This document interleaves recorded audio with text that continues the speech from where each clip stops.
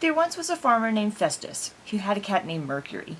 They lived in a little red house with a tool shed, a hen house, a woodshed, an outhouse, and a garden. Mercury had birthdays 3 times a year, just because it was more fun that way, and every time Mercury had a birthday, Festus baked him a pancake pie.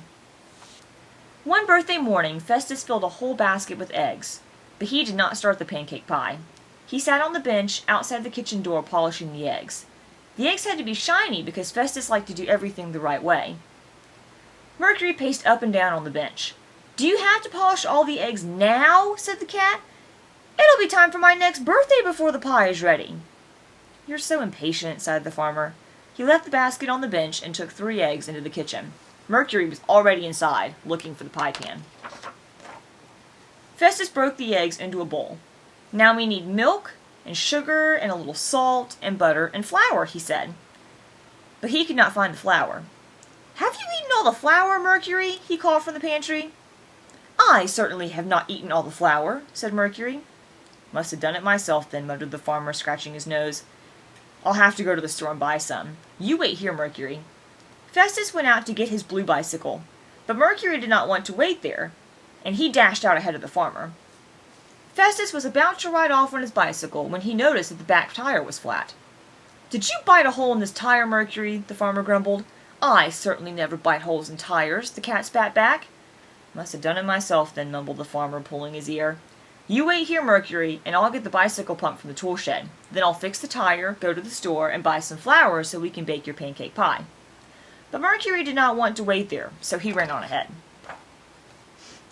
When Festus got to the tool shed, the door could not be opened and the key was missing. "Why is this door locked?" the farmer moaned. "Did you lose the key, Mercury?" "I certainly do not lose keys," Mercury replied.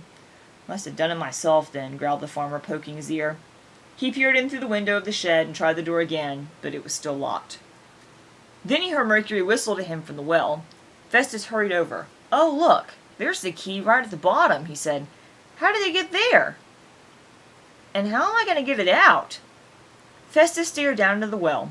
"Oh, I know! I'll fish the key out. Have you got a long stick, Mercury?"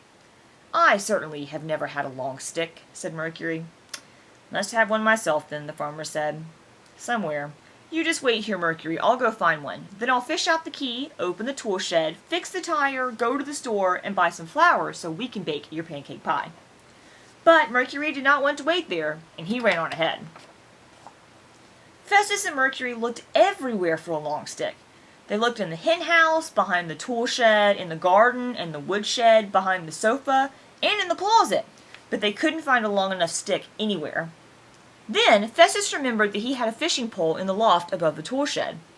"I'll climb in through the skylight in the roof," he said, "but first I have to get the ladder from behind the woodshed in Hiram's field, where his bull is sleeping and using the ladder as a pillow. We'll have to get it away from him. But how?" Festus thought so hard you could hear his brain ticking. "Are you any good at bullfighting?" he asked Mercury. "I certainly have never fought a bull," Mercury gasped.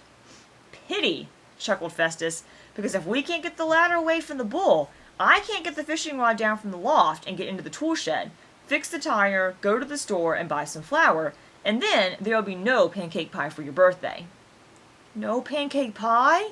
Oh my," cried Mercury. "Isn't there something I can do?" "Yes, there is. You wait here and I'll be right back."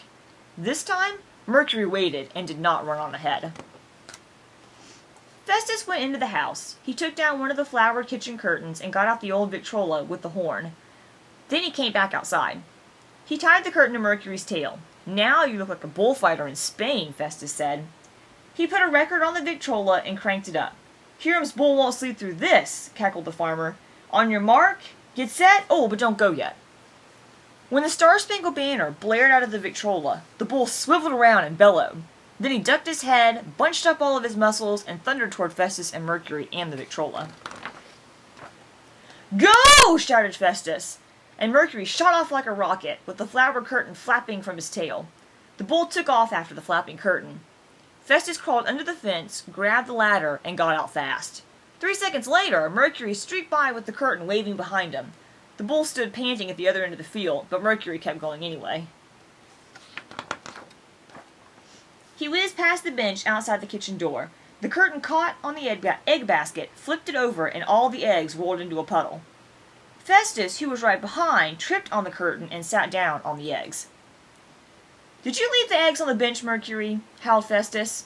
"I certainly did not leave any eggs on the bench," Mercury hissed. "Must have done it myself, then," the farmer hissed back. Then he calmed down because it was Mercury's birthday. "I'll have to clean up this mess before I bake your pancake pie," he said. "I do like to do things the right way." Festus took a shovel and started scooping up the muddy, eggy mess. Just then Hiram arrived. "Hi, neighbor, working hard as usual, I see," said Hiram. "Indeed I am," Festus answered. "We're celebrating Mercury's birthday. You see, so I'm making a pancake pie." He emptied the last scoop of eggy mud from the puddle into the bucket and wiped his hands on the seat of his pants.